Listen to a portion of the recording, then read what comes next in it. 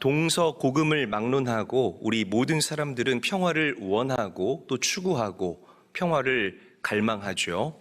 그런데 안타깝게도 우리 인류의 역사를 조명하고 묵상을 해보면 우리 인류의 역사는 전쟁의 연속이다라고 이야기를 해도 과언이 아닐 정도로 계속되는 전쟁과 피비린내로 얼룩져 있고 진동하고 있습니다. 어떤 기록에 의하면 약 한 3,000년 동안의 역사 가운데 우리 인류의 그 삶 가운데는 3,300여 건의 전쟁이 일어났다라는 그런 기록과 통계도 있습니다. 그러니까 이런 전쟁은 비단 나라와 나라 사이에서만 있는 것이 아니라 나라 안에 그 양쪽으로 나누어진 진영 사이에서도 계속되어져 왔고요.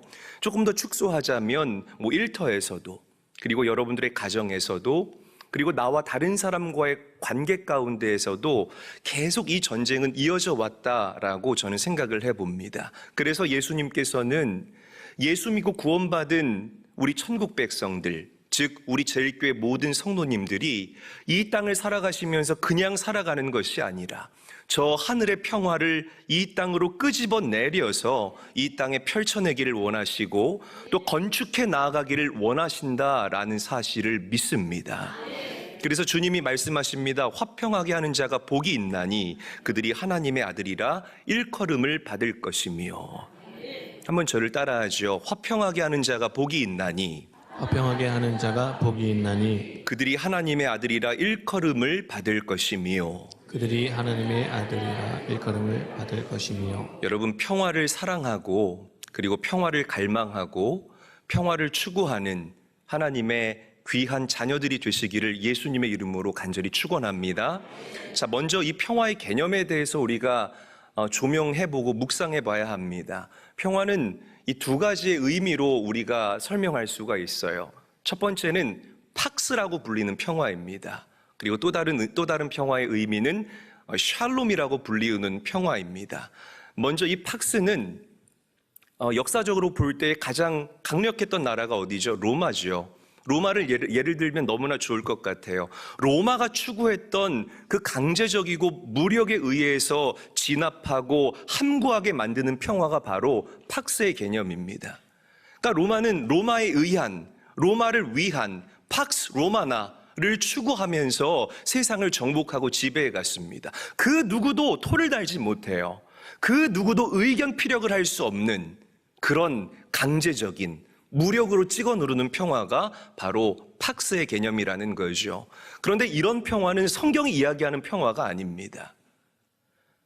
여러분, 성경이 이야기하는 평화에는 반드시 자유라는 키워드가 동반된다라는 사실을 믿으시기를 바랍니다. 자유가 없는 평화는 진짜 평화가 아니라는 거죠. 그래서 그 유명한 철학자였던 스피노자는 이렇게 이야기를 해요. 진정한 평화란 싸움과 다툼이 없는 상태가 아니라 우리 내면 깊은 곳에서부터 기쁨이 솟구쳐 오르는 상태를 말한다라고 이야기를 했습니다. 여러분, 보통 우리나라가 이 컨퓨셔니즘, 유교주의 나라 아닙니까? 그래서 이 남자의 권위에 대해서 굉장히 강조를 합니다. 여러분, 우리 남성분들 잘 들으세요. 요즘 가서 그렇게 하면은 어디 가서 밥도 못 얻어 먹습니다. 조심하시고 주의하셔야 됩니다. 그래서 뭐라고 이야기를 하냐면 수신제가 치국 평천하라고 주장을 하고 이야기를 해요. 자, 그런데 문제가 뭐냐면 이 유교 사상의 문제가 뭐냐면 가정을 통제하고 다스려야 하는 대상으로 바라본다는 거예요. 그러니까 남자들이 이 여자들을 막 억압합니다. 통제하고 다스립니다. 자녀들을 인격적으로 대하고 자녀들을 사랑하고 자녀들의 주장도 존중해 줘야 되는데 자녀들을 계속해서 통제하고 찍어 누르고 계속해서 함구를 시키려고 한다라는 거죠. 어디 여자가 이렇게 얘기하는 사람들 아직도 있습니다. 이런 오래 묵은 그런 견고한 진들이 마음에 있는 성도님들이 아직도 계신다면 그 견고한 진들을 복음의 정으로 완전하게 깨트려 버리시기를 주님의 이름으로 간절히 축원합니다. 이런 평화는 샬롬이 아니라는 거예요. 강제하는 것, 억압하는 것, 막 통제하는 것, 쥐어잡는 것, 이런 것은요 성경이 말하는 평화가 아니라는 겁니다. 성경이 말하는 평화는, 이 샬롬은 부족함이 없는 상태, 결핍이 없는 상태를 이야기를 하는 거예요. 온갖 고난과 역경 이후에 찾아오는 성숙함과 온전함과 깊이 있는 그런 나의 삶 가운데 변화를 성경이 말하는 샬롬이라고 이야기하는 것입니다. 또한 성경이 말하는 이 평화의 또 다른 개념은 관계를 이야기를 합니다. 뭘 의미한다고요? 관계를 의미한다고요. 먼저는 하나님과 나와의 관계가 회복돼야만 진정한 하나님께서 부어주시는 평화를 우리가 누리며 살게 될 줄로 믿습니다. 여러분, 하나님과의 관계가 살아있는 사람들은요, 어떤 인생의 계절 앞에서도, 어떤 인생의 시즌 앞에서도 늘 하나님을 인지하고 하나님을 나의 인생 가운데 포함시키며 살아갑니다. 인생의 봄, 여름만이 좋은 계절이 아니에요. 인생의 겨울, 그것도 막 뼛속까지 시리는 막 혹독한 겨울도요, 우리가 하나님의 그 은혜와 하나님의 다시 일으켜 주심과 하나님의 회복과 하나님의 따뜻한 빛을 경험해 볼 수 있는 너무 좋은 시즌이라는 것을 여러분들이 인정하셔야 됩니다. 인생의 봄이 찾아오면 하나님, 제 삶이 너무 기쁩니다. 하나님, 나의 삶 가운데 이런 은혜를 하나님께서 베풀어 주셨군요. 너무 감사합니다. 내가 잘나서 이런 은혜를 내가 누리는 것이 아니라 하나님께서 나에게 은혜를 베풀어 주셨기 때문에 내가 인생의 봄을 경험하게 되는 것입니다. 모든 것을 하나님이 하셨습니다. 그러면 하나님께서 기뻐하세요. 인생의 겨울을 맞이했어요. 하나님, 제가 너무 힘들어요. 제가 너무 춥습니다. 하나님, 저와 함께 하심을 제가 확신합니다.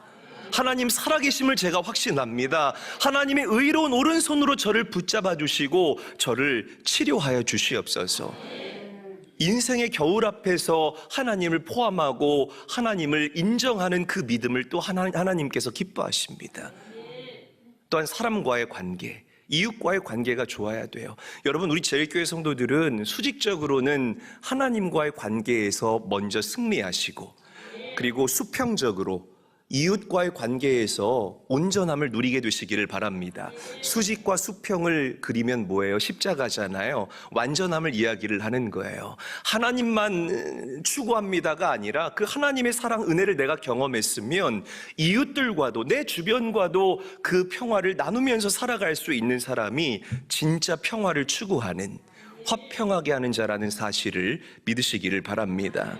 자, 오늘 본문에서 우리는 이 화평하게 하는 자라는 표현을 주목을 해봐야 돼요. 한번 저를 따라 해보시죠. 화평하게 하는 자. 화평하게 하는 자. 다시 한번 따라합니다. 화평하게 하는 자. 화평하게 하는 자. 화평하게 하는 자를 헬라어로 에이레노 포이오이라고 읽고 발음을 합니다.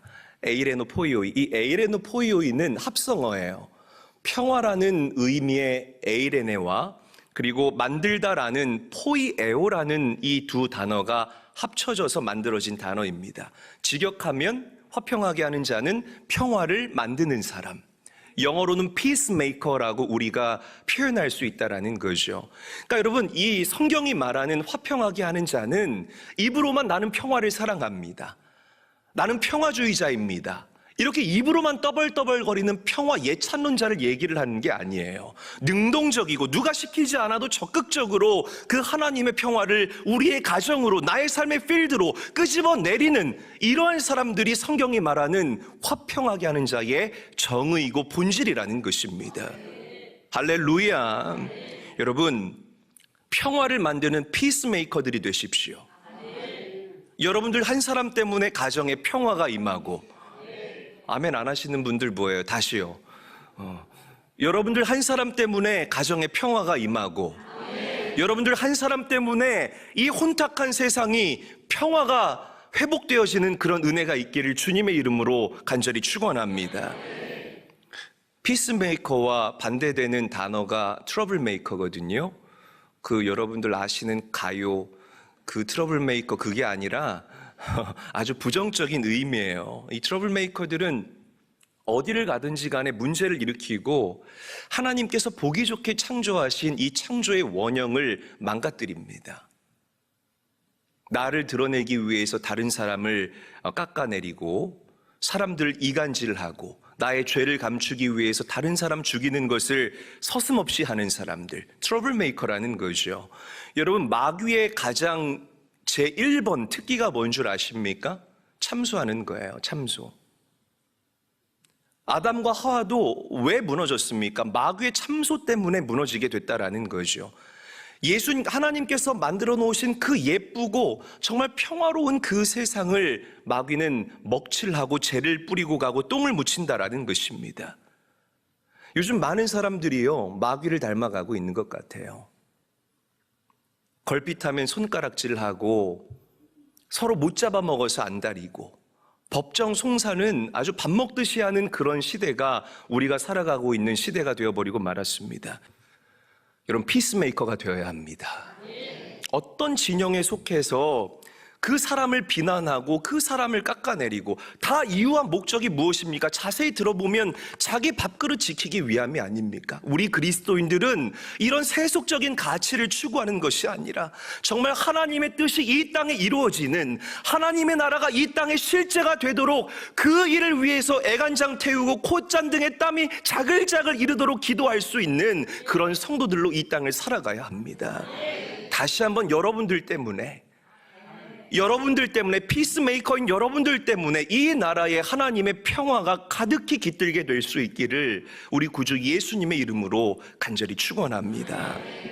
옆사람과 인사하죠. 우리 피스메이커가 됩시다. 인사하겠습니다. 자, 우리 고린도후서 5장 18절 말씀 함께 한번 읽어보도록 하죠. 한 목소리로 읽겠습니다. 시작. 났으며 그가 그리스도로 말미암아 우리를 자기와 화목하게 하시고 또 우리에게 화목하게 하는 직분을 주셨으니. 자, 화목하게 하는 직분에 우리가 주목을 해야 됩니다. 화목하게 하는 직분이라는 것은 하나님께서 이 땅을 살아가는 여러분들에게 허락하신 특별한 사명이다라고 이해하시면 될 것 같아요. 사랑하는 제일교회 성도 여러분, 누가 뭐라고 해도 우리 제일교회 성도들은 예수 그리스도를 닮아가는 것을 인생의 가장 앞서가는 목적으로 삼는 사람임을 저는 분명하게 믿습니다. 여러분, 예수님은 이 땅에 화해자로 오셨습니다. 화평을 이루는 자로 이 땅에 오셨다 이 말이에요.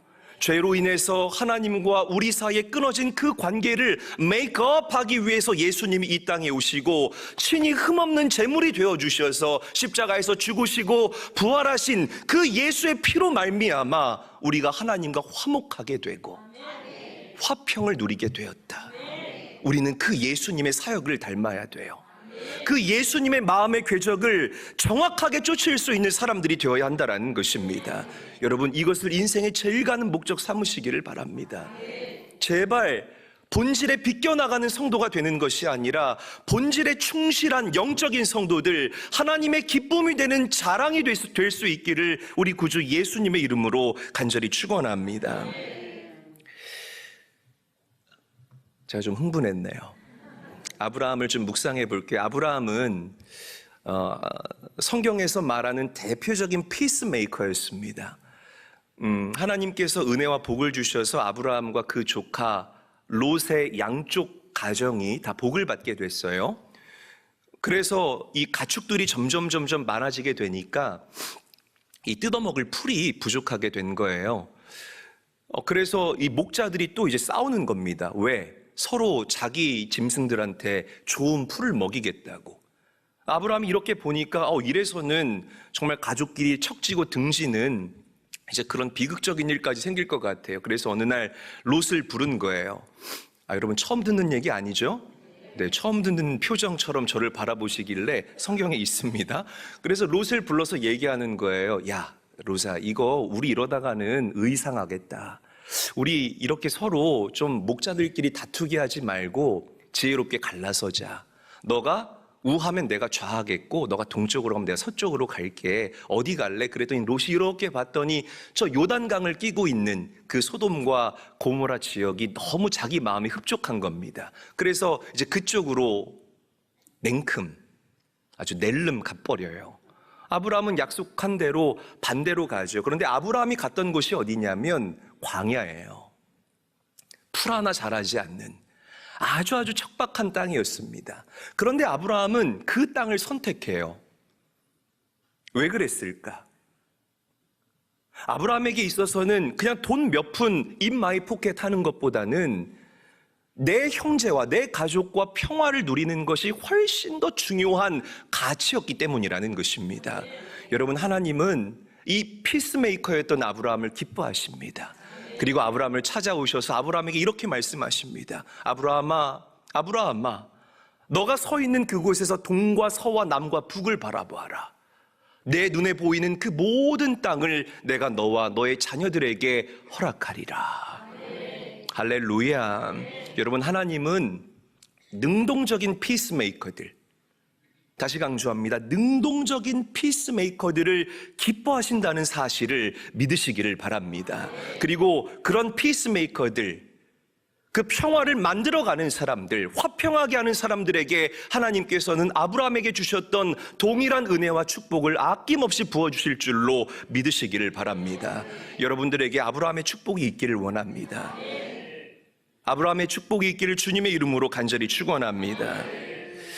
자, 그렇다면 화평하게 하는 자의 삶이 어떤 삶일까? 자, 세 가지를 이야기를 할게요. 첫 번째, 우리가 화평하게 하기 위해서는 또 강조하지만 하나님과의 관계가 건강해야 됩니다. 할렐루야. 굉장히 중요해요. 여러분, 오늘 이 자리에 나오셨을 때 기쁨으로 오셨습니까? 기쁨으로 오신 분들 손 내려보세요. 다 기쁨으로 오신 줄 믿습니다. 그러니까 이 하나님 앞에 나오는 것이 막 부담되고 막 남사스럽고 힘든 사람들이 있어요. 아, 나 진짜 추워 죽겠는데, 전기장판 이거 잘 데펴졌는데 그냥 여기서 그냥 핸드폰이나 쭈물럭쭈물럭 대다가 점심 배달의 민족 시켜 먹고 이러면 참 좋겠다.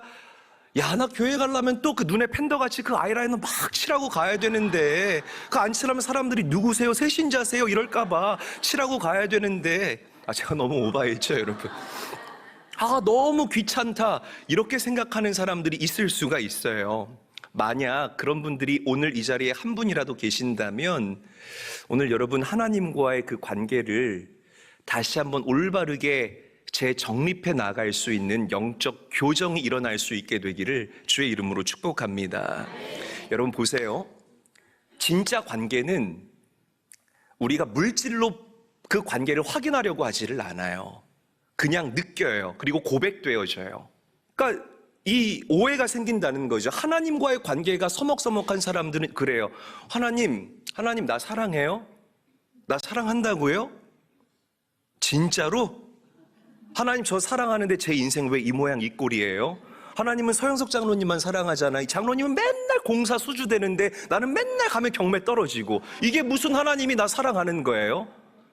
이게 하나님과의 관계가 서먹한 사람들이 하는 이야기예요.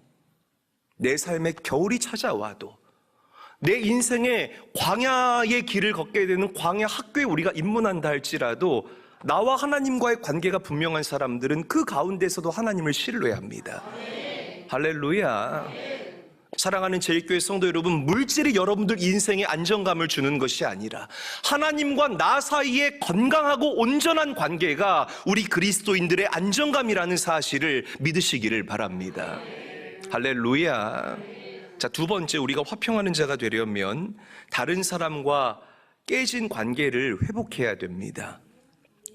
여러분만 존귀한 존재가 아니라 여기 앉아 계신 다른 모든 성도들 다 존귀한 존재입니다. 우리 옆 사람 바라보면서 인사하죠. 당신은 존귀한 존재입니다. 인사하겠습니다. 교회가 이제 창립된 지 10년이 넘어가니까 이제 슬슬 이 교회 안에도 나는 저 안목에 좀 별로야. 나 좀 별로 싫어. 이렇게 얘기하는 입김들이 슬금슬금 이제 제 귀에 들리는 것 같아요. 자, 주님께서 뭐라고 말씀하셨냐면 마태복음 5장 23절 24절 화면을 보고 읽겠습니다. 한 목소리로 읽습니다. 시작. 그러므로 예물을 제단에 드리려다가 거기서 내 형제에게 원망 들을 만한 일이 있는 것이 생각나거든 예물을 제단 앞에 두고 먼저 가서 형제와 화목하고 그 후에 와서 예물을 드리라. 여러분, 하나님께서 여러분들을 창조하신 목적 가운데 하나가 우리를 예배자로 지으셨습니다. 그만큼 예배가 중요한데 하나님께서는 예배보다 더 중요한 것이 바로 화해하는 것, 화목하는 것, 관계 가운데에서 샬롬을 이루어가는 것이라고 오늘 저와 여러분들에게 도전하고 계십니다. 그런 인생들이 되시기를 바랍니다. 자, 마지막 세 번째, 화평하게 하는 자로 이 땅을 살아가기 위해서는 예수님처럼 십자가를 짊어지고 나는 죽고 예수의 생명으로 살아갈 수 있는 그리스도인들이 되어야 합니다. 그 인생을 우리가 자처할 수 있어야 돼요. 여러분, 우리 부부들 집에서 싸우시죠? 2명만 싸워요? 다시 한번 물어볼게요. 여러분, 안 싸우는 것처럼 앉아 계셔도 이게 소용이 없는 게, 제가 이렇게 방송을 녹화하다가 우리 선배 목사님들을 굉장히 많이 접해요.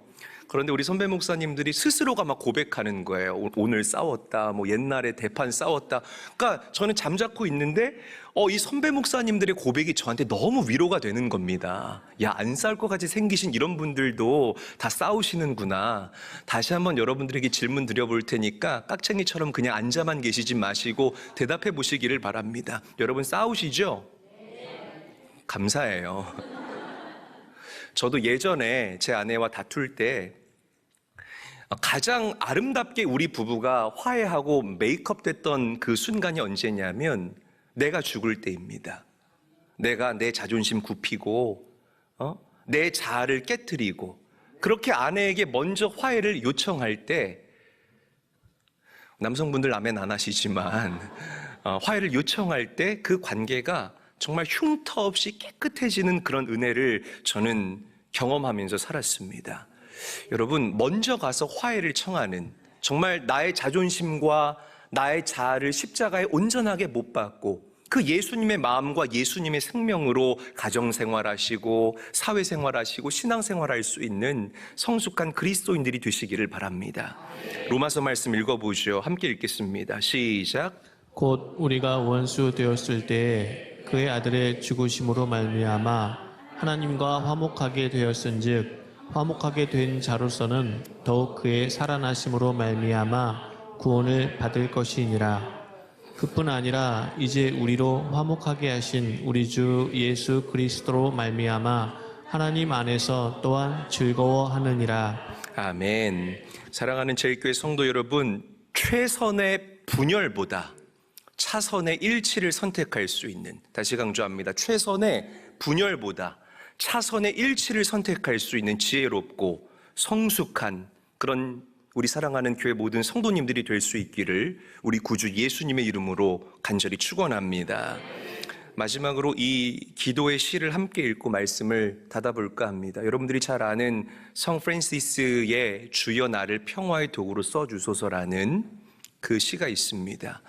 프란시스는 이 시를 통해서 이 평화의 도구로 살아가는 것이 어떤 것인지를 저와 여러분들에게 기가 막히게 표현해내고 있습니다. 그래서 우리가 잘 아는 이 찬송가의 가사로도, 찬양의 가사로도 쓰여졌죠. 우리 화면을 보고 저와 함께 읽어보도록 할게요. 의미를 생각하면서 한 구절 한 구절 우리 또박또박 읽어보겠습니다.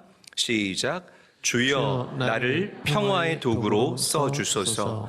미움이 있는 곳에 사랑을, 다툼이 있는 곳에 용서를, 분열이 있는 곳에 일치를, 의욕이 있는 곳에 믿음을, 그릇됨이 있는 곳에 진리를, 절망이 있는 곳에 희망을, 어두움의 빛을, 슬픔이 있는 곳에 기쁨을 가져오는 자 되게 하소서.